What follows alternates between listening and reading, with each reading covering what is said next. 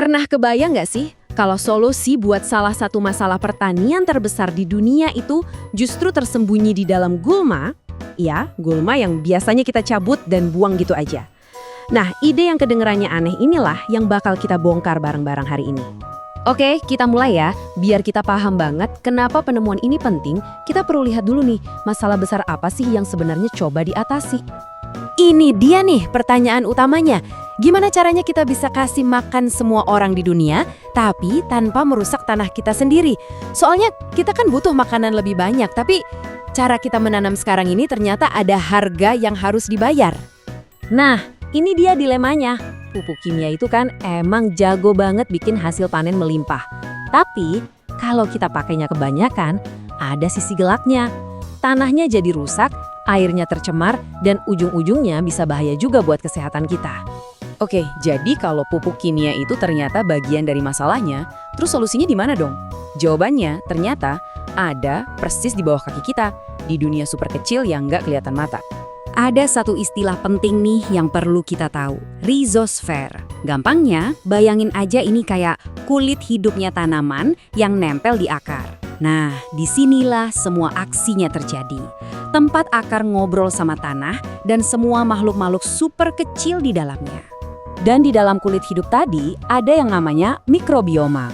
Ini tuh kayak satu kota super sibuk isinya triliunan bakteri, jamur, dan mikroba lain. Merekalah pahlawan yang gak kelihatan di cerita ini. Semacam pasukan kecil yang jagain tanaman biar sehat dan kuat. Jadi, akar tanaman itu bukan cuma sedotan air ya, tapi lebih kayak pusat perbelanjaan yang rame banget. Sebuah ekosistem ini yang penting banget buat kesehatan tanaman. Nah, hubungan antara si akar dan pasukan mikrobioma inilah kuncinya. Oke, nah ini dia bagian paling serunya. Gimana kalau kita bisa minjem kekuatannya tanaman lain ya? Bahkan dari tanaman yang kita anggap gulma atau pengganggu. Jadi, ada peneliti di Sri Lanka yang kepikiran buat ngelirik rumput Guinea. Itu loh gulma yang bandel banget dan ada di mana-mana.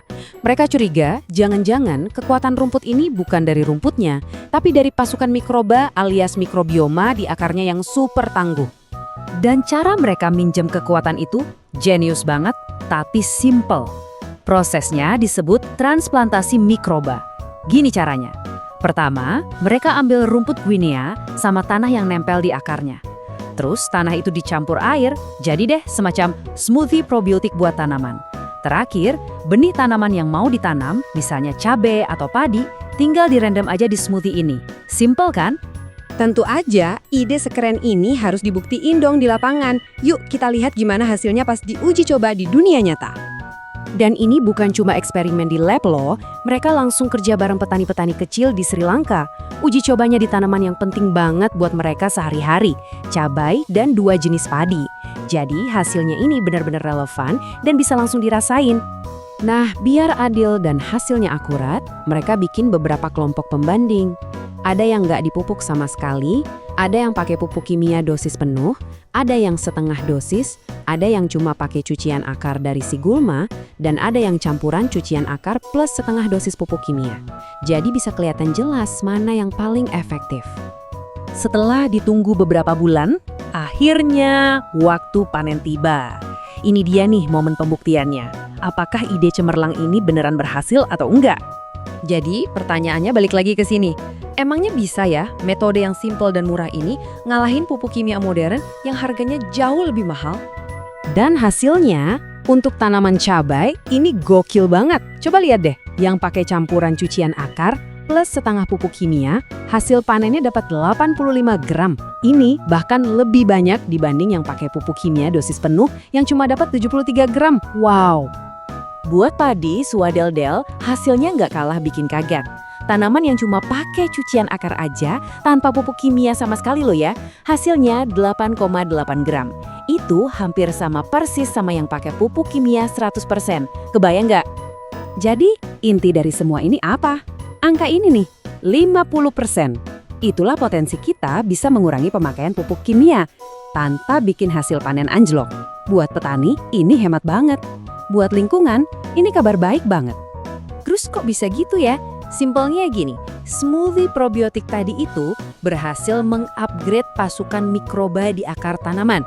Jadi, komunitas mikrobanya jadi mirip sama komunitas mikroba yang ada di rumput Guinea yang super bandel itu. Kata penelitiannya, transplantasi ini bikin mikroorganisme baik jadi makin banyak, khususnya bakteri dari keluarga Bacilliaceae dan Micrococcus. Ini tuh kayak tim suksesnya tanaman yang emang dikenal jago bantu pertumbuhan dan kesehatan. Semua ini akhirnya bawa kita ke satu pemikiran yang menarik banget. Jangan-jangan solusi buat pertanian masa depan itu bukan datang dari pabrik-pabrik kimia raksasa, tapi justru dari pemahaman kita tentang teman-teman super kecil yang hidup di dalam tanah. Ini benar-benar bisa mengubah cara kita melihat tanah yang kita injak setiap hari.